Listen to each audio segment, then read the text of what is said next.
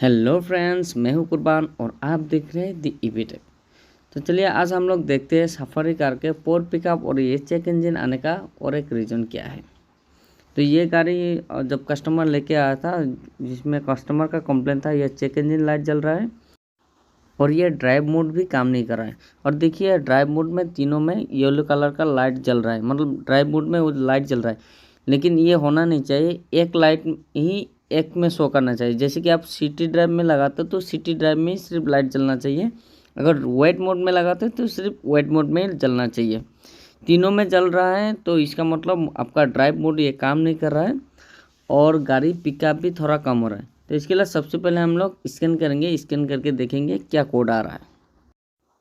यहाँ पे मेरा ऑटो स्कैन हो चुका है और ऑटो स्कैन होने के बाद यहाँ पे मेरा मेजर 2 कोड दिखा रहा है ECM पे। इस कोड को पहले सॉल्व करना है। तो पहला कोड देखिए यहाँ पे shoot load and mileage with diesel particular filter lamp on, और दूसरा एक है diesel particle flow resistance monitoring बोल के एक कोड है। तो ये 2 मेजर DTC है जिसके लिए जो चेक इंजन है ये चेक इंजन आ रहा है। और ये जो सूट मास का दिखा रहे हैं, सबसे पहले हम लोग व्हीकल पैरामीटर में जाके देखेंगे ये सूट मास कितना हो रखा है। अगर कैटालिटिक कन्वर्टर में ज़्यादा कार्बन जमा हो जाता है तो ये सूट लोड ज़्यादा होता है। तो ये सूट लोड कितना होता है ये देखते हैं।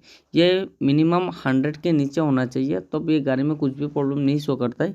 जैसे जैसे कि ये 100 से ऊपर चला जाएगा उतना ही प्रॉब्लम ज़्यादा देते रहेगा। तो इसीलिए हमें इसको देखना है कितना है। अगर ये मान लीजिए 100 150 से ज़्यादा है या फिर 200 250 300 कुछ भी है, तो इसको हम लोग रीजनरेशन करना पड़ेगा।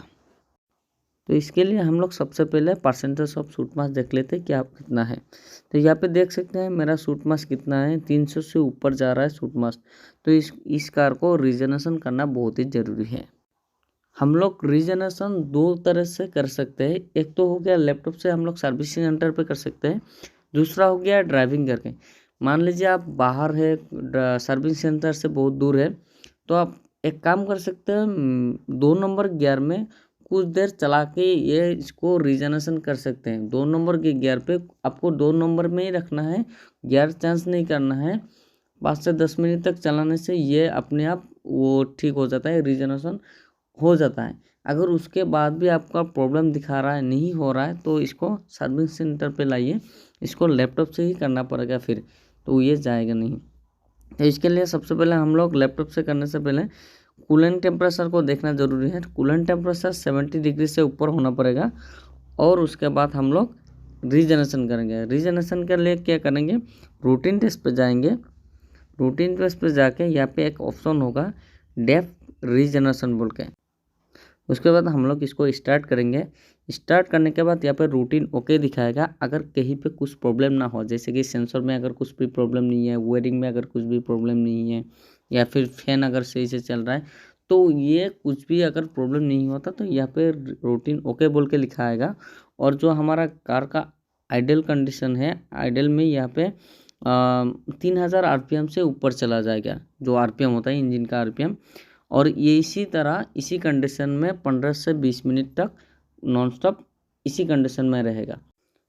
और 15-20 मिनट के बाद ये अपने आप आइडल कंडीशन पे आ जाएगा। जो पहले का RPM था लो RPM पे चला आएगा और गाड़ी स्टेबल होगा।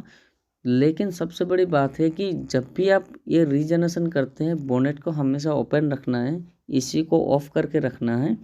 और बीच बीच में आके इसको चेक करना है कि कैटालिटिक कन्वर्टर ये गर्म तो नहीं हो गया। मतलब गर्म तो होगा, इतना लाल होना नहीं चाहिए। ज़्यादा गर्म होने से यहाँ पर पूरा लाल हो जाता है, तो इतना लाल होना नहीं चाहिए। थोड़ा गर्म होगा वो धुआं जैसे दिखेगा, वो नॉर्मल है।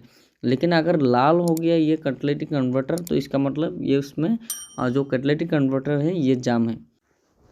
अभी मेरा रीजनरेशन हो चुका है।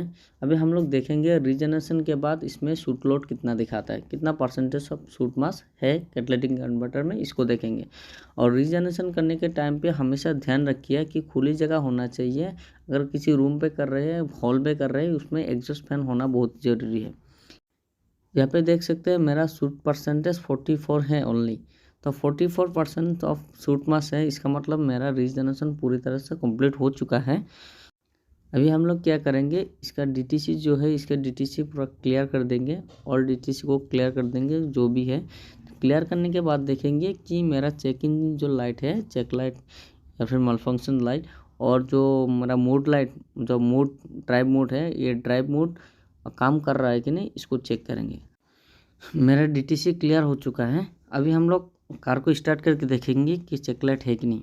यहाँ पे देख सकते हैं मेरा कुछ भी चेक लाइट इंजन लाइट नहीं जल रहा है क्लस्टर मीटर पे, और यहाँ पे जो ड्राइव मोड है, ड्राइव मोड में एक ही लाइट जल रहा है, यहाँ पे सिटी में जल रहा है। जैसे मैं इसको रफ मोड में, वेट मोड में कर रहा हूँ, वेट मोड में हो रहा है, रफ रोड में कर रहा हूँ तो रफ रोड में ही लाइट जल रहा है। इसका मतलब है कि मेरा ये ड्राइव मोड काम कर रहा है और चेक इंजन में नहीं है। इसका मतलब है कि ये कार पूरी तरह से रेडी है कस्टमर को डिलीवरी करने के लिए। वीडियो इन्फॉर्मेटिव लगा तो प्लीज़ एक छोटा सा लाइक, और चैनल पे पहली बार आए तो प्लीज़ सब्सक्राइब करना बिल्कुल ही ना भूलें।